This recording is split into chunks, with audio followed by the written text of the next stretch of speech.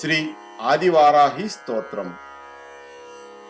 నమోస్తు దేవి వారాహి జయైంకారస్వరూపిణి జపిత్వా భూమి రూపేణ నమో భగవతి ప్రియే. జయ క్రోడాస్తు వారాహి దేవీ త్వం చ నమామ్యహం.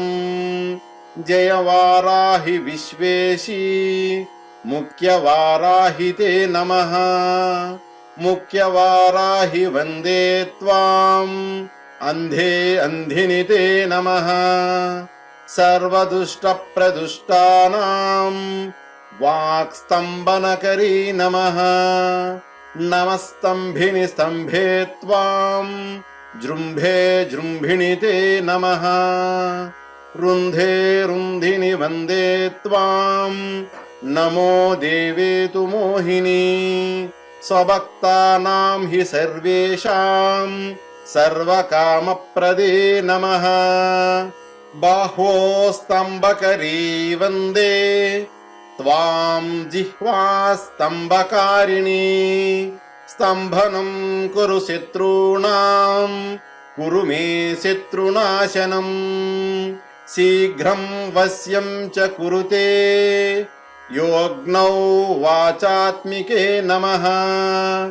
చతుష్టయ రూపే త్వాం శరణం సర్వదా భజే.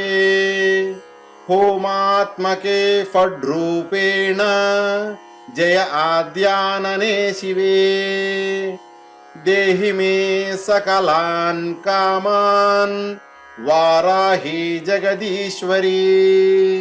నమస్తుభ్యం నమస్తుభ్యం నమస్తుభ్యం నమో నమః. ఇదమాద్యాననా స్తోత్రం సర్వపాప వినాశనం. పఠేద్యః సర్వదా భక్త్యా పాతకైర్ముచ్యతే తథా. లభంతే శత్రువో నాశం దుఃఖరోగాపమృత్యవః. మహదాయుష్యమాప్నోతి అలక్ష్మీర్నాశయాప్నుయాత్. ఆదివారాహి స్తోత్రం సంపూర్ణం.